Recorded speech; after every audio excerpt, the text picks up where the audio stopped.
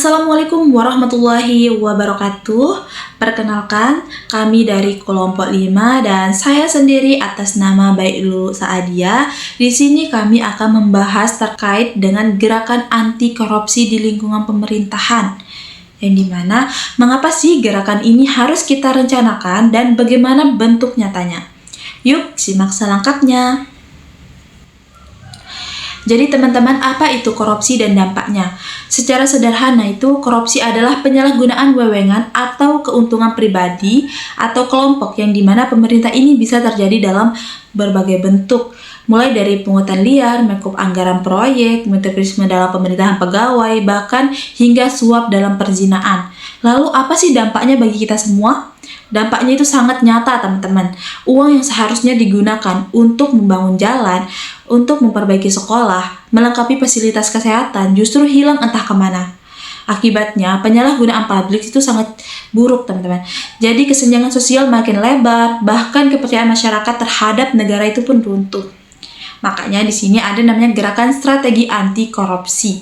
Oleh karena itu, gerakan anti korupsi ini bukan hanya tugas KPK atau kepolisian. Ini adalah tanggung jawab seluruh elemen, terutama aparatur negara. Lalu apa saja sih yang harus kita lakukan di lingkungan pemerintahan tersebut?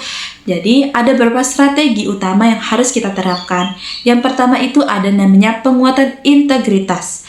Setiap ASN atau pejabat harus memiliki komitmen pribadi yang kuat, memahami bahwa jabatan itu adalah amanah, bukan ladang mencari cuan. Penerapan zona integritas dalam WBK atau WBBM di instansi pemerintah adalah langkah nyata. Yang kedua itu ada namanya transparansi dan akuntabilitas. Anggaran dan kebijakan harus terbuka untuk diketahui publik. Tidak ada ruang gelap. Penggunaan teknologi digital dalam pelayanan dan penggunaan barang sangat membantu mengurangi integritas langsung yang rawan gesek suap.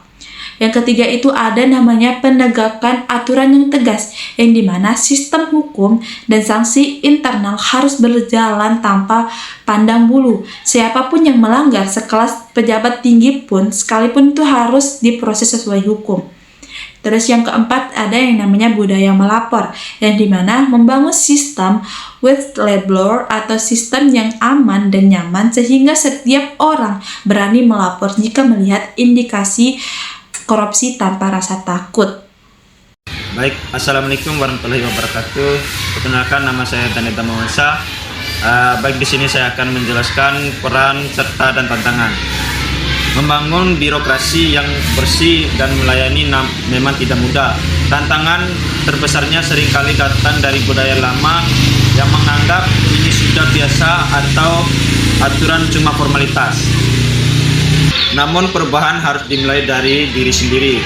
Seorang pegawai yang menolak uang pelicin, seorang pejabat yang tidak menggunakan fasilitas negara untuk kepentingan pribadi, atau seorang bendahara yang mencatat setiap rupiah dengan jujur adalah pahlawan anti korupsi yang sesungguhnya.